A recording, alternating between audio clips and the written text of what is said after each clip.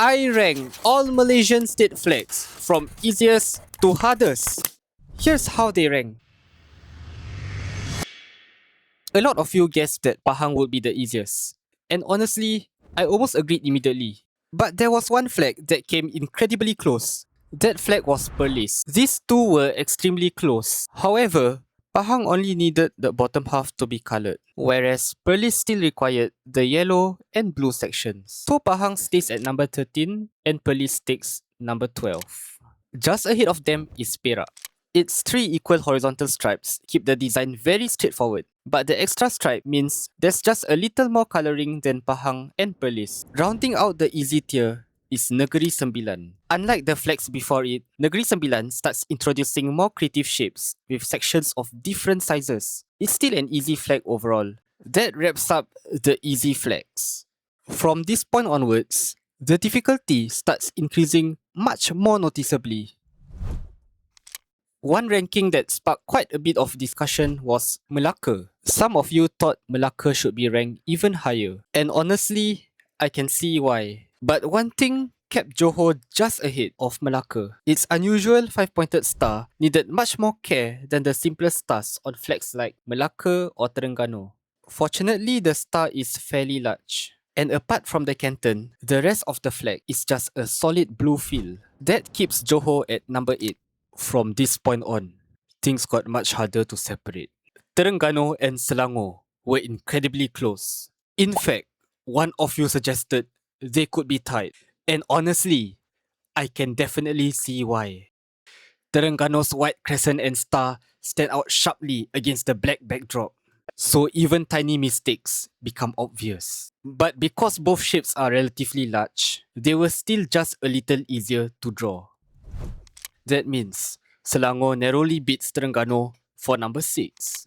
At first glance, Selangor doesn't look much harder than the previous few flags. But unlike Melaka, it doesn't just have a smaller canton. It also divides that space into 4 equal quadrants before fitting the crescent and star into one of them. That meant having to line up every part neatly, which was enough for me to place Selangor just above Terengganu. The next flag, however, introduced a completely different kind of challenge. Quite a few of you actually thought Sabah would rank among the hardest. And honestly, I can understand why. Unlike the earlier flags, Sabah isn't difficult because of intricate symbols or tight spaces. It's the mountain silhouette. Getting that shape to look right took me more attempts than drawing Selangor's crescent and star. But compared to the flags still ahead, there simply aren't as many intricate details to worry about.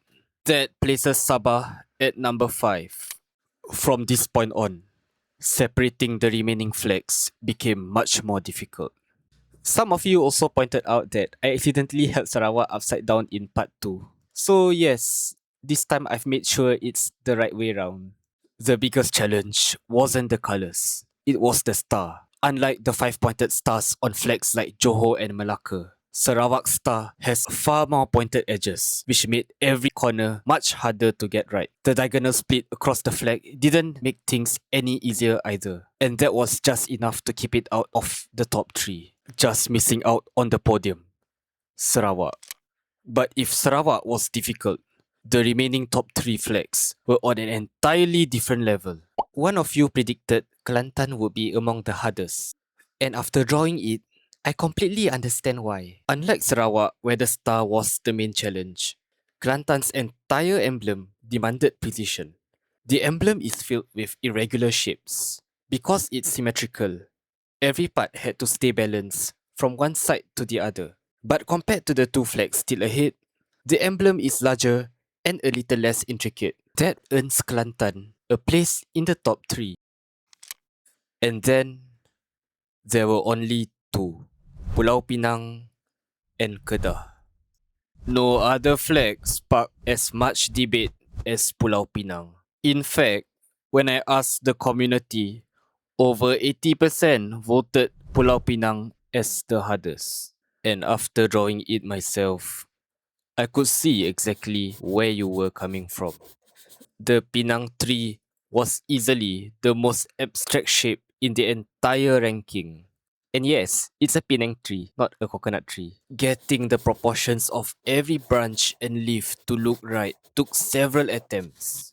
But Kedah was a completely different ballgame. Unlike Pulau Pinang, Kedah's difficulty came from fitting an incredible amount of detail into a tiny emblem. Every yellow stripe, every curved leaf, and especially the tiny Jawi inscription had to fit inside an incredibly small space. They weren't just small, they were difficult to see. Then your comments made me take another look. And that's when I realized something. I ended up redrawing the emblem. Not because it looked bad, but because I wanted the Jawi inscription to actually be readable. That was the moment I knew Kedah had to be number one. Pulau Pinang had the most abstract design, but Kedah demanded the highest level of precision. And in the end, Pulau Pinang, which means Kedah is the hardest Malaysian state flag for me to draw.